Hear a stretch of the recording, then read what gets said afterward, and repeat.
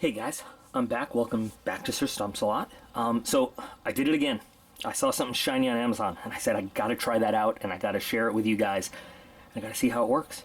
So today we're looking at, check out the name on that one, Saberlight Thunderblade. Dum dum dum. Sorry, I should have, you know what? Here's a sound effect. Okay, it's fancy but less fancy. It actually does not have a whole lot of functions. It has two whole functions and that's it. But it's, you know, survival equipment kind of related. It cuts stuff and it sets stuff on fire. And, I mean, really, do you need anything more than that? It doesn't have a whistle on it. It doesn't have, you know, fancy stuff. It does have a glass breaker / temple smasher, but why don't we just get right to it, shouldn't we?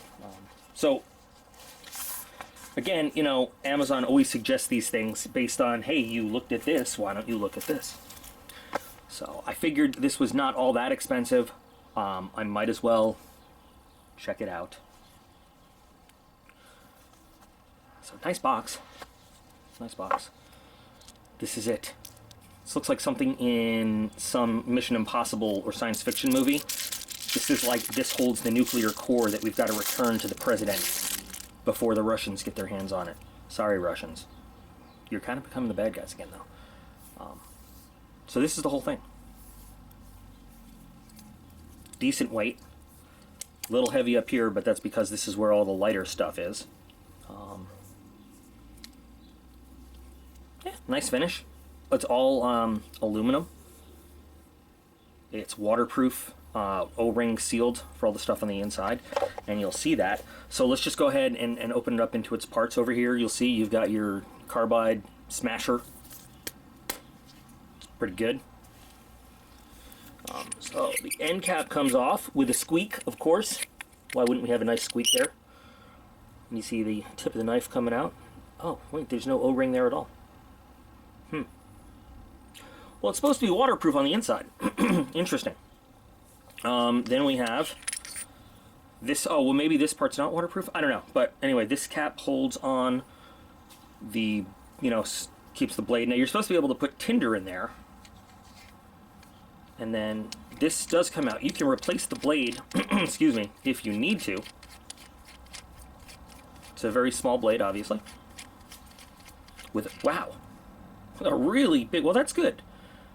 Fairly, you know, relative to the size, large tang, secured in pretty well. So that's nice. Now I got to screw that all back in. This unscrews and gives you the USB charger for the lighter, which is one of these cool, they call it a plasma arc lighter. Now this is a little bit different from these kind of devices we've seen before. Most of the time these have, you know, a multi-purpose knife and a little ferro rod and striker and like 10 different devices inside. This one is very direct and to the point. I have some thoughts though. This cap might make things a little hard to light over there. It doesn't move any more than that. So we've got to deal with that. The blade here is small, but for what we're using it for, which I figure would be just basically cutting some tinder to light it up with, do we really need it to be much bigger than this? So, you know, what I thought we'd do today is I brought some of my favorite tinder materials, some stuff that we could test the lighting ability. So I got a little piece of fat wood we could cut up. I brought some fire cord so we could cut that that red inner cord out of and try. I've got from Exotac a little piece of white fluffy cotton. Got some mini Inferno, which is amazing stuff. And then I've got some live fire, which is also amazing stuff. And then what we'll do is we'll compare that to just some actual tinder. We'll take some little shavings of some actual wood. And we'll see how well this little guy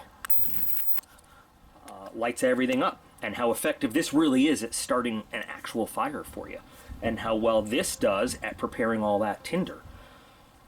And you know what we might do just for shits and gigs? Maybe we'll put this all together. Now that I see there's not actual O-rings in there, we don't want to, I guess there's not a good way to do, there is a good way to do this. We'll put this capsule together, we'll put some tinder in there, we'll throw this in some water and see if it actually stays waterproof and keeps our tinder nice and dry too. So this should be a fun one. Let's start by testing out the blade, and let's start getting our tinder ready to use. Because the blade is so small, you know, I'm not going to do the regular paper test and all that stuff, because it's going to be awkward to do. I'm going to give myself a little bit more of a handle though, which is convenient that you can kind of pick the size you want. Now, real, you know, knife guys know that a round handle is never very good. You have no good index for where the blade actually is, and it can move around. But again, for what we're doing here, not that big a deal. So I'm just going to take a nice little cut. Not bad. Not bad at all. I mean, it's a little tiny blade. We'll take our red wax jute out, and we will have to, I'm going to cut this into 2 sections, and then kind of, see, and it, yeah, round handles roll around too, huh?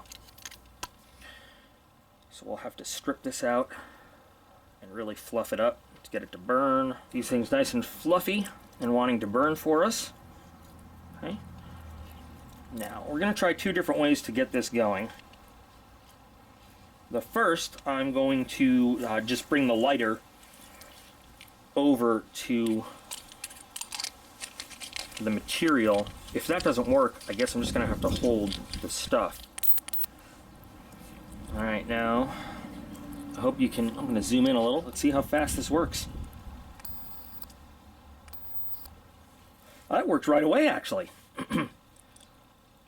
That's pretty good. I am actually pleasantly surprised. Alright, so test 1. The wax jute cord went right up, and no problem lighting it with this whatsoever. I was afraid this was going to get all melted around here and everything, but it's still ready to go. Alright, so next we're going to get some shavings from the fat wood and see how that goes. Well, if my shavings didn't want to jump off Mr. Stump here.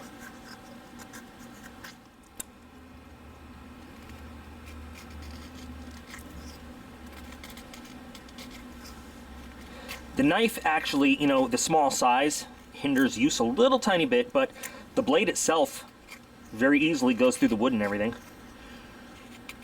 with no problem.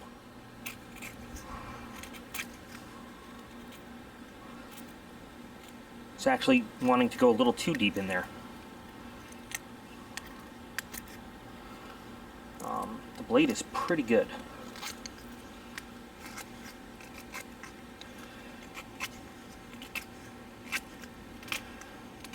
Really should be enough. Get one little piece standing up so we can make good contact with that little X of doom. See how this works. I'm going to be going for that little point right there.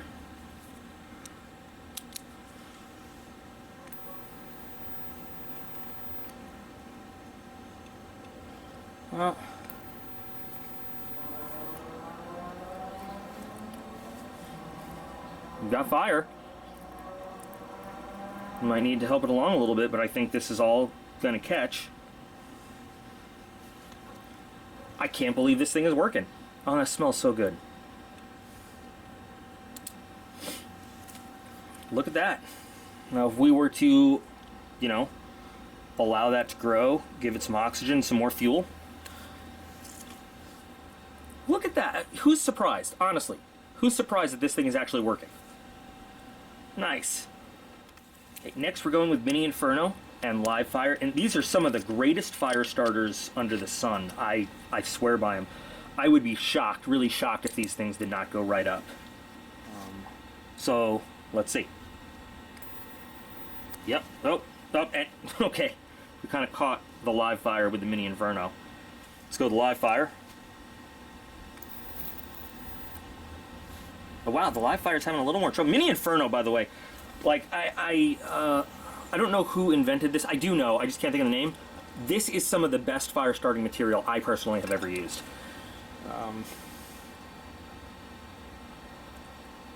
And flame on. Okay, and it's going. And it's out. Wow. I don't know if this stuff is old or what. There we go.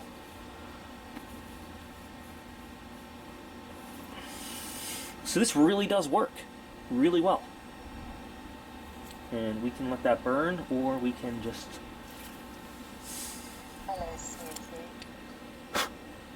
Yes, River Song does often send me text messages.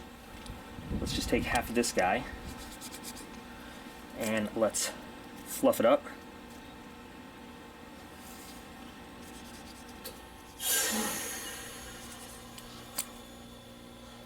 Fluffy. Okay. It's really just a very dry cotton, so I don't think this should have any problem whatsoever. And 3, 2, 1, go. Yep.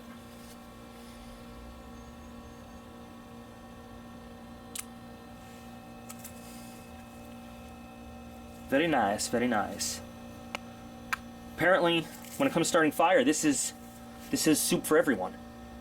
Now, of course, the one thing we can't get away with not talking about is the fact that this is an electric device, USB rechargeable, you know, so you can't carry extra fuel. Now, you can carry a power source, you know, a power bank, or you can carry a solar charger, but that is, you know, that is definitely a drawback you have to think about with this item. So it does light really well, and I still am planning to show some solar charging panels on the channel, but something to consider. Now, if you are not worried about your ability to charge this, no problem.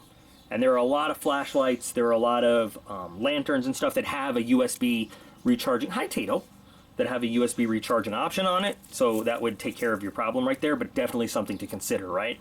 I mean, we can't overlook that fact. That's a big deal if you're out in the wilderness. All right, so this is gonna be a real test. Now we're gonna use some actual, you know, forageable materials, we'll say. This stick is not exactly dried out, but what if this is what we had, you know? So I don't know what the lightability of this is going to be, but this is a realistic situation. What if this was all we had to actually start a fire? Now, the blade is cutting through very nicely, of course in small little strips because it's a very small blade. But we're not trying to start a real rip-roaring fire here, so this will be good. Now, I have a feeling we're going to have trouble lighting this, but if we can light it with one of our other fire sources, maybe that's good enough. I just felt like Men in Black for a second. So let's see what this does, if this will even light this, being wet and stuff. It's trying real hard. So I can get it smoking a little bit, and if I can get it smoking, you know, maybe I can get it lit.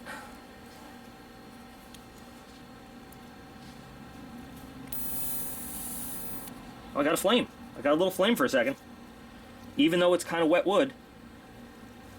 I don't know if I'm going to get an actual fire going, though. It is really wet. I think what that shows us, though, is if we were to work with, you know, dry wood that we actually found, this might work. How about this? This is a piece of dried up kind of wood. Maybe we put it in there. I'm just trying to go with kind of real life, you know, circumstances right now. What if this is what we had? Okay. Oh, we've got burning wood. Oh, it went out.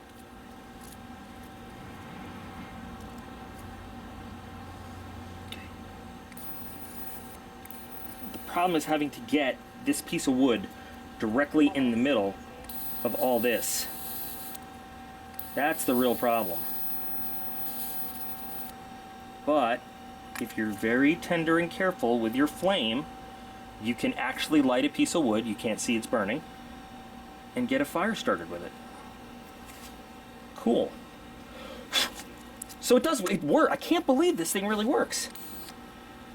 I cannot, like, I was really skeptical of this little purple X, but it works. Look at that thing. Craziness. Absolute craziness. Of course, now I have the delightful smell of wood fire around me. I love it.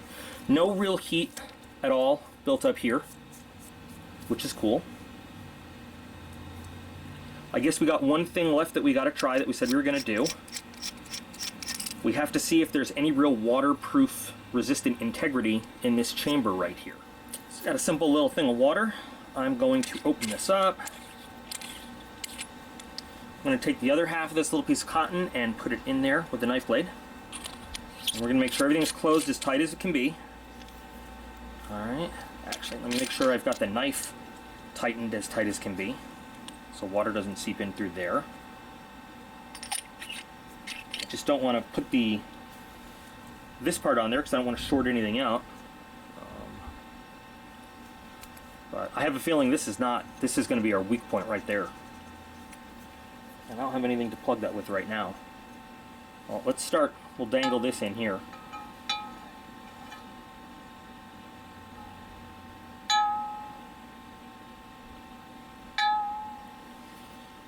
Any liquidiness in there? No, cotton's totally dry in there. We're going for it. We're just going for it. Dry off the blade.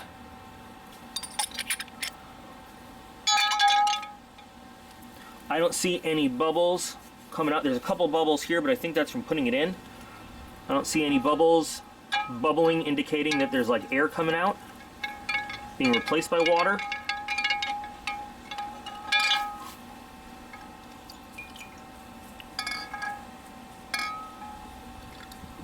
There's air in this cavity.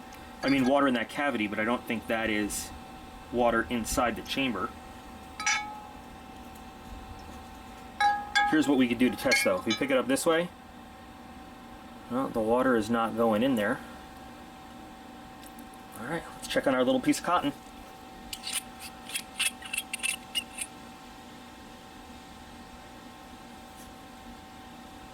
Our cotton is dry. The cotton is dry. Sweet. So, pretty good overall. I'm impressed. I would still probably buy myself some aftermarket O-rings and put them on there though, just to be sure. I don't trust anything. But nice little device. Who would have thought? You know, sometimes you've got to go at the shiny thing and say, I'm going to give it a shot and see what you end up with at the end.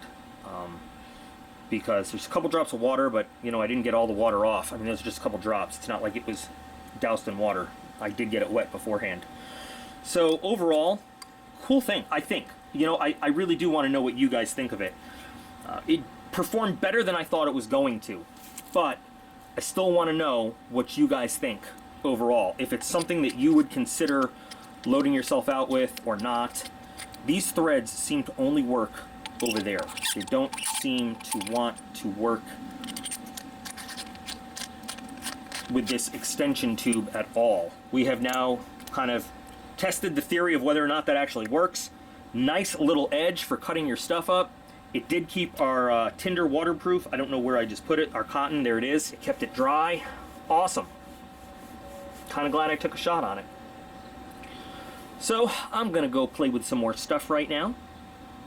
I'm considering throwing this in the bag, which is just about done. Maybe this would make a great standalone giveaway item too. I'm not sure. I think we've got enough fire starting stuff in the bag that we could just make this a standalone.